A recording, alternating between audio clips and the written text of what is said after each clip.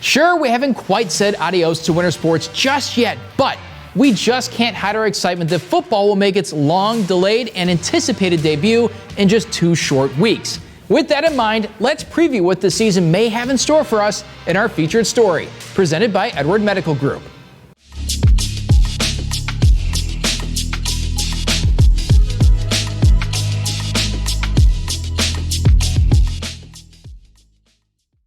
After the fall season came and went with no high school football being played in Illinois, there was a concern that a season would not be played at all during the 2020-2021 school year due to COVID-19. But last month, the IHSA announced the return of high school football for an unprecedented spring season. As the month of March arrives, the snow is melting and the players are geared up and ready to hit the field.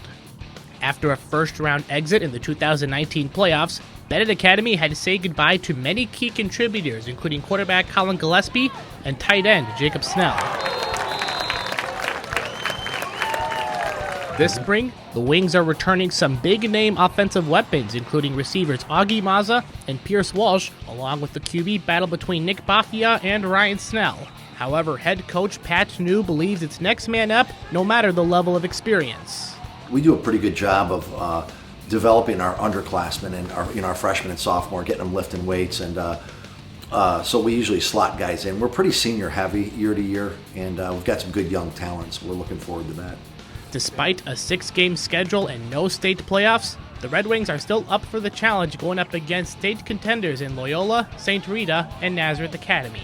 As Benet gets ready for the Week 1 matchup with St. Ignatius, Coach New believes that the battle at the line of scrimmage will play a huge role this season. Bennett's Week 1 opponent from last season, Naperville North, is coming off a 2-7 season, but are returning many weapons with varsity experience, including running back Lorenzo Duckworth and the Williams duo of Zeke and Stephen. Despite the departure of QB Anthony Gabrione and All-State Swiss Army knife Matt Mashmeyer, head coach Sean Drendel believes that this Husky squad can take a huge step in 2021. We have a really good group coming back, and we have a lot of young players that we're really excited about, just to see all the hard work that they've put in during this COVID, that they get an opportunity to get back in and play the game that they love to play. While the Huskies are still in a QB battle with senior John Bell and sophomore Aiden Gray, the Blue and Orange are ready for an opening day matchup with Neuqua Valley. As the team faces spring weather conditions, the Huskies will be prepared for whatever Mother Nature throws at them.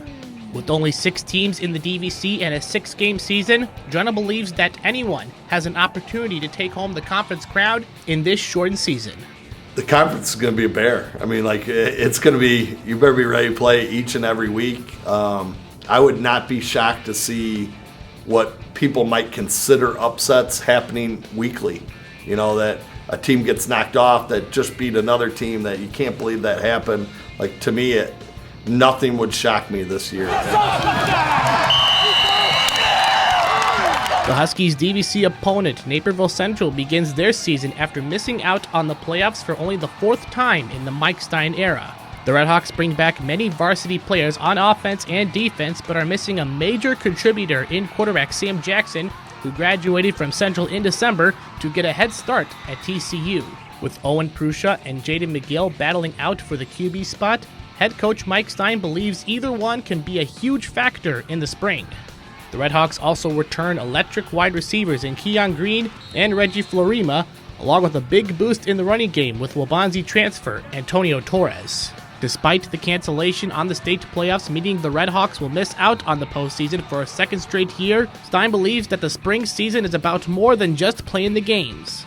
That's what this season is about. It's the seniors, that last opportunity to go out, and for most of them it'll be the last time that they play football at all. Again, we'll have a few that'll go on and play college, but a lot of them it'll be that last opportunity, and you know what, we're going to get 6 weeks of football to create a lifetime of memories.